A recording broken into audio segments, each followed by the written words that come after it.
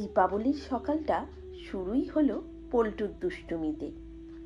Paltu class 4-এ পড়ে, কিন্তু তার দুষ্টুমি ক্লাস 10-এর ছাত্রদের হার মানায়। এবছর পল্টুর ইচ্ছে সে নাকি পাড়ায় সেরা বাজি পোড়াবে। মা বারবার বলল, পল্টু সাবধানে বাজি পোড়াস, বেশি ঝামেলা করিস না।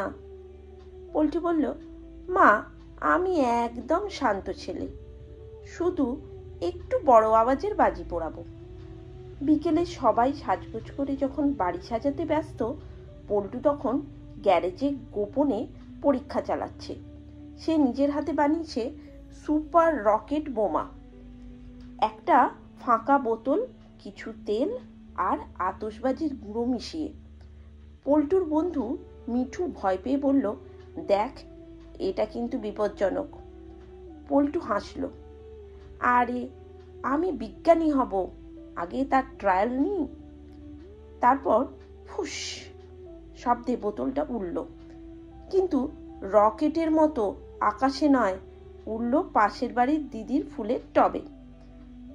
দাম টুক করে সব গাঁদা ফুল উড়ল এবং টবটা গেল উল্টে।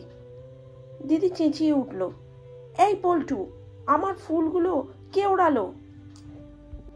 পল্টু গম্ভীর মুখে বলল, দিদি ওটা আমার বিজ্ঞান পরীক্ষার একটু ছোট্ট ভুল ছিল। এবার মা এসে ধরল, তুই আবার কি কাণ্ড করলি? পল্টু বলল, মা আমি শুধু আনন্দের জন্য একটু পরীক্ষা করতে গেছিলাম। মা বলল, তোর আনন্দে পুরো পাড়া কাঁপছে, এখন তোর দায়িত্ব সব ফুল গাছ ঠিক করে দে।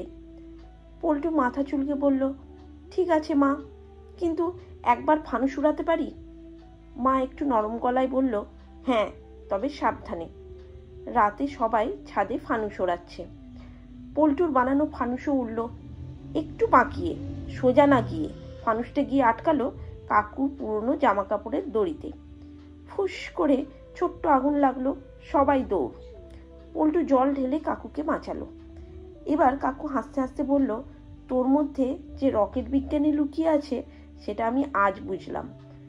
শেষে মা, কাকু, দিদি সবাই পল্টুকে মাফ করে দিল। পল্টু বলল, আগামী দীপাবলিতে আমি শুধু প্রদীপ জ্বালাবো, কোনো বাজিই ফোটাবো না। মা হেসে বলল, তাতে আমাদের কানও বাঁচবে আর ফুলগুলোও বাঁচবে।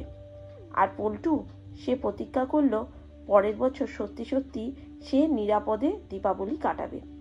তবে একটু আওয়াজ ছাড়াই কি পল্টু সেটা করতে পারবে কে জানে। আনন্দ করো, কিন্তু নিরাপদে, তবেই দীপাবলির আলো সবার মুখে হাসি ফোটাবে।